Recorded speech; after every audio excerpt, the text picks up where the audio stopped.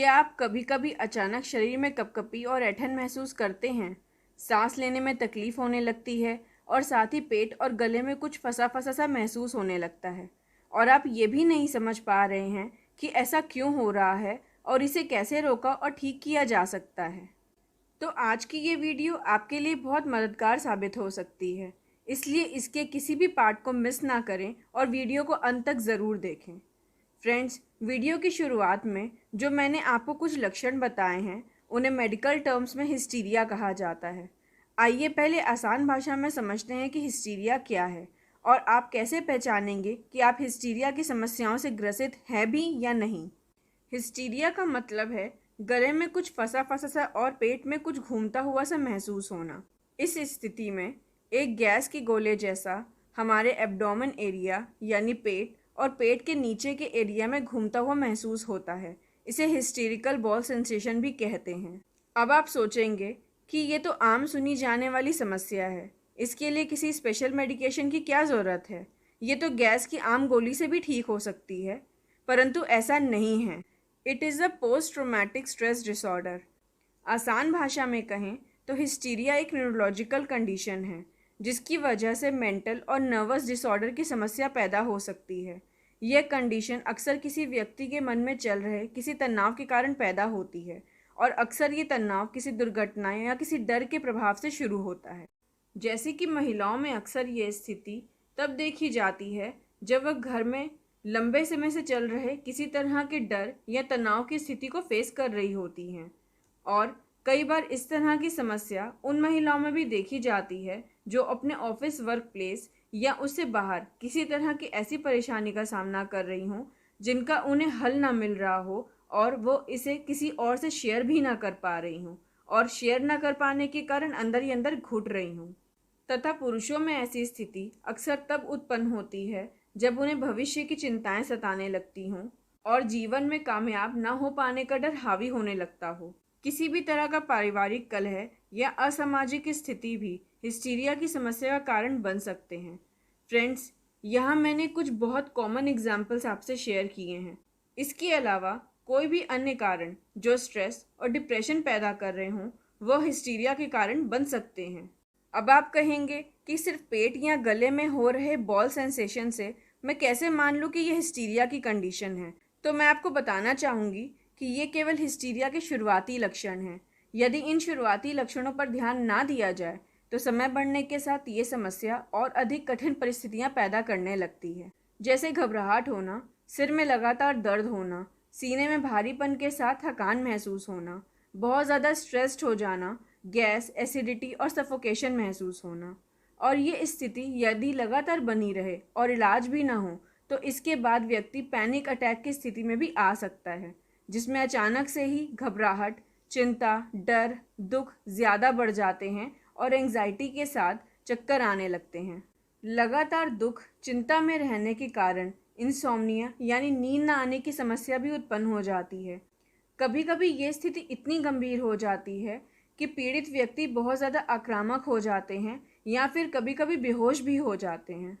Friends, आमतौर पर यह समस्या पुरुषों के मुकाबले महिलाओं में ज़्यादा देखी जाती हैं।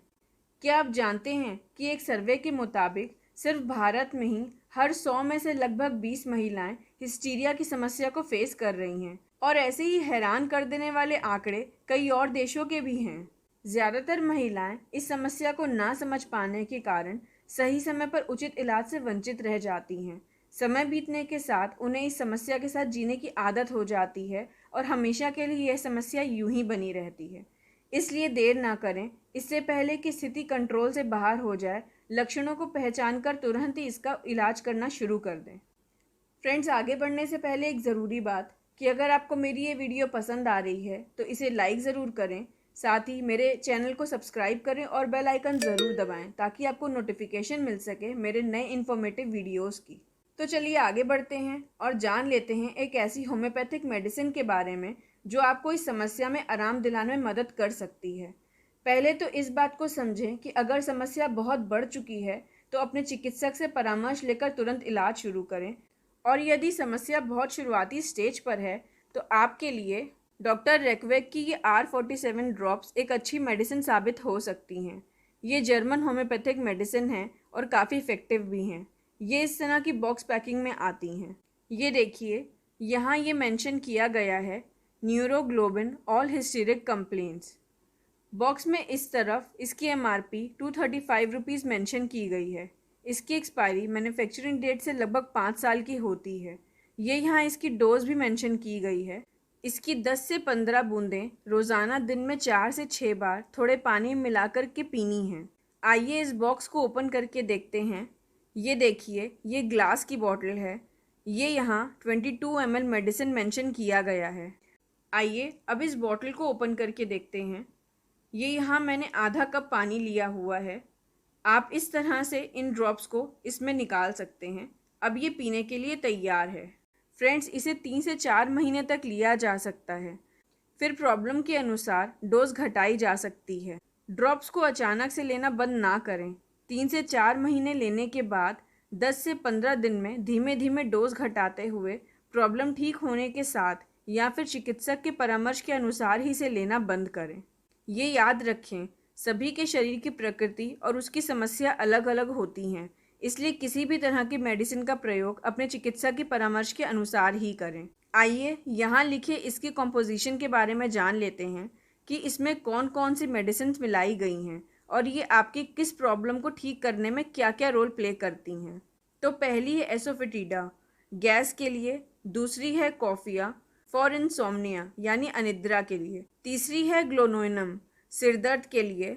फोर्थ है इग्नेशिया, जो दिमाग को शांत, चिंता और दुख को कम करती है। फिफ्थ है हेलकेसिस, सफोकेशन, चिड़चिड़ापन और गले में फील होने वाले गोले के लिए। सिक्स्थ है मोस्कस, जो कि रेस्पिरेटरी डिसऑर्डर्स को ट्रीट करती है। और सेवेंथ है पल्सेटिला, जो एंग्जाइटी और हार्मोनल इम्बैलेंसेस को ट्रीट करती है। अब आप खुद सोचिए कि इतनी सारी असरकारक मेडिसिन से मिलकर बनी ये R47 ड्रॉप्स आपकी समस्या में कितनी कारगर साबित हो सकती हैं। फ्रेंड्स, मैंने मेमोरी को एनहेंस करने, डिप्रेशन, सिरदर्द और स्ट्रेस को कम करने वाली आयुर्वेदिक औषधि पतंजलि की दिव्य मेधावटी पर भी वीडियो बनाया हुआ है। इसके बारे में ज़्यादा जानकारी के लिए ऊपर दिए हुए आई बटन को क्लिक करके भी आप देख सकते हैं। इसके साथ ही स्ट्रेस को मैनेज करने के लिए योग को अपनी दिनचर्या में अवश्य शामिल करें। याद रखें, योग बड़े से बड़े रोगों को ठीक करने में हमारी मदद कर सकता है, बस उसे उचित समय पर और उचित तरीके से किया जाना चाहिए। साथ ही नशे और स्ट्रेस से दूर रहें, मोटिवेशनल बुक्स पढ़ें, खुश रहें और अपने चेहरे पर मुस्कान के साथ दूसरों को भी मोटिवेट करें।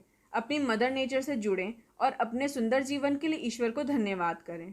फ्रेंड्स, वैसे तो हमारी हेल्थ अनलॉकिंग टीम जितनी जल्दी हो सके आपके प्रश्नों का उत्तर देने का प्रयत्न करती है, परंतु यदि आप अपने किसी प्रश्न का उत्तर तुरंत चाहते हैं तो आप ज्वाइन बटन को क्लिक करके बहुत ही नॉमिनल चार्जेस पे करके हमारी टीम के सपोर्टिव मेंबर बन सकते हैं। इसके अलावा यदि आपके कोई अन्य प्रश्न या सुझाव हों तो आप कमेंट बॉक्स में कमेंट करके पूछ सकते हैं। Thank you for watching friends. Be safe and be healthy, क्योंकि हमें आपकी फिक्र है।